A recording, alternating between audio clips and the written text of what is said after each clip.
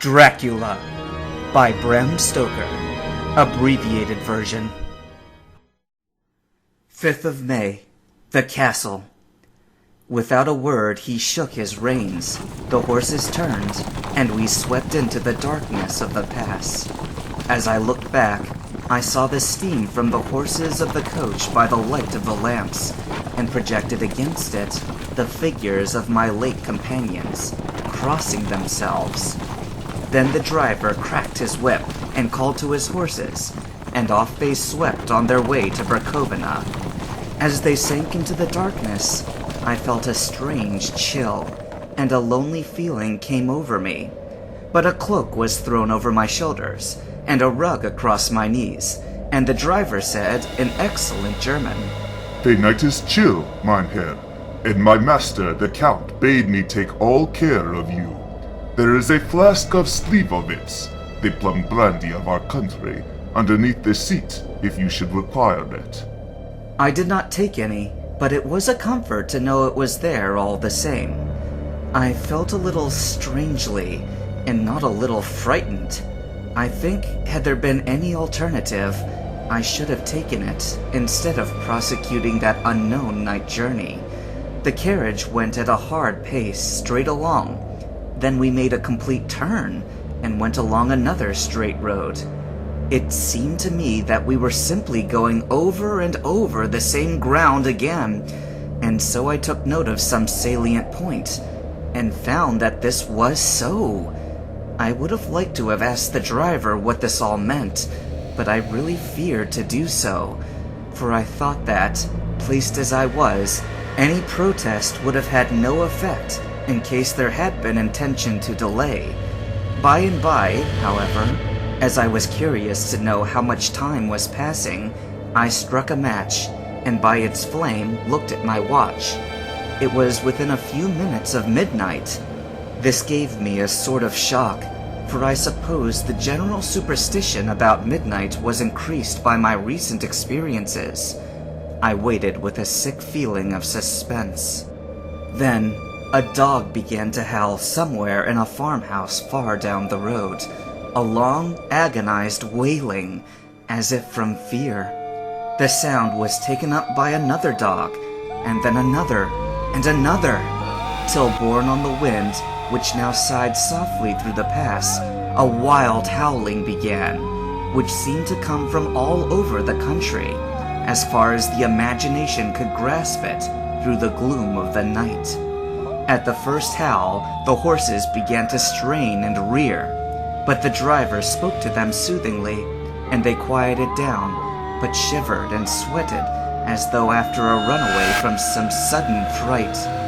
Then, far off in the distance, from the mountains on each side of us, began a louder and sharper howling, that of wolves, which affected both the horses and myself in the same way, for I was minded to jump from the cataletch and run, while they reared again and plunged madly, so that the driver had to use all his great strength to keep them from bolting.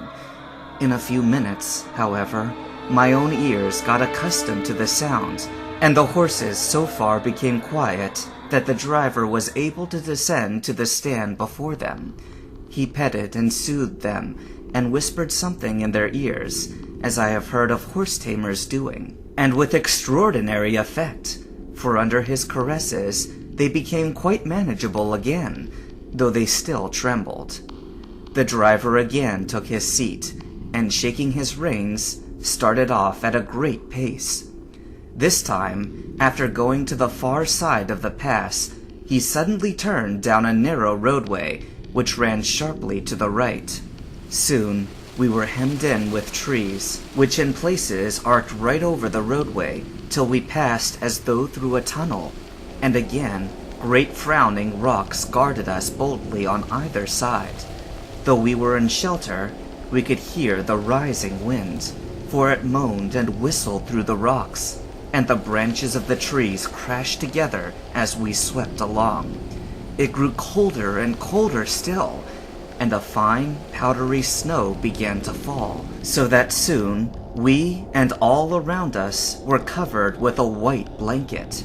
The keen wind still carried the howling of the dogs, though this grew fainter as we went on our way.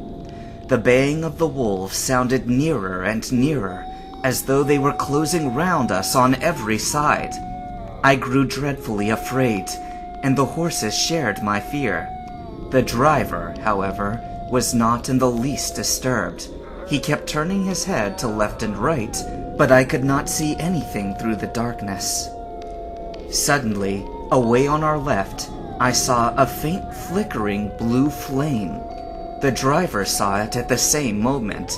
He at once checked the horses, and, jumping to the ground, disappeared into the darkness.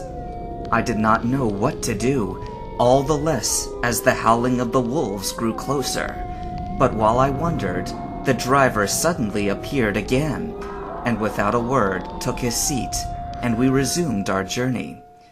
I think I must have fallen asleep and kept dreaming of the incident, for it seemed to be repeated endlessly, and now, looking back, it is like a sort of awful nightmare. Once, the flame appeared so near the road that even in the darkness around us, I could watch the driver's motions. He went rapidly to where the blue flames arose. It must have been very faint, for it did not seem to illume the place around it at all, and gathering a few stones, formed them into some device. Once, there appeared a strange optical effect.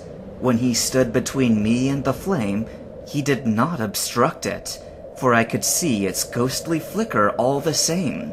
This startled me, but as the effect was only momentary, I took it that my eyes deceived me straining through the dark. Then, for a time, there were no blue flames, and we sped onwards through the gloom, with the howling of the wolves around us, as though they were following in a moving circle. At last, there came a time when the driver went further afield than he had yet gone, and during his absence, the horses began to tremble worse than ever, and to snort and scream with fright. I could not see any cause for it, for the howling of the wolves had ceased altogether. But just then, the moon, sailing through the black clouds, appeared behind the jagged crest of a beetling, pine-clad rock, and by its light, I saw around us a ring of wolves, with white teeth and lolling red tongues, with long, sinewy limbs and shaggy hair. They were 100 times more terrible in the grim silence which held them than ever when they howled. For myself, I felt a sort of paralysis of fear. It is only when a man feels himself face to face with such horrors that he can understand their true import. All at once, the wolves began to howl, as though the moonlight had some peculiar effect on them. The horses jumped about and reared, and looked helplessly round, with eyes that rolled in a way painful to see. But the living ring of terror encompassed them on every side, and they had perforce to remain within it. I called to the coachman to come, for it seemed to me that our only chance was to try to break out through the ring and to aid his approach. I shouted and beat the side of the Cadillac, hoping by the noise to scare the wolves from that side, so as to give him a chance of reaching the trap. How he came through there, I know not, but I heard his voice raised in a tone of imperious command, and looking through the sound, saw him stand in the roadway. As he swept his long arms, as though brushing aside some impalpable obstacle, the wolves fell back, and back further still. Just then, a heavy cloud passed across the face of the moon, so that we were again in darkness.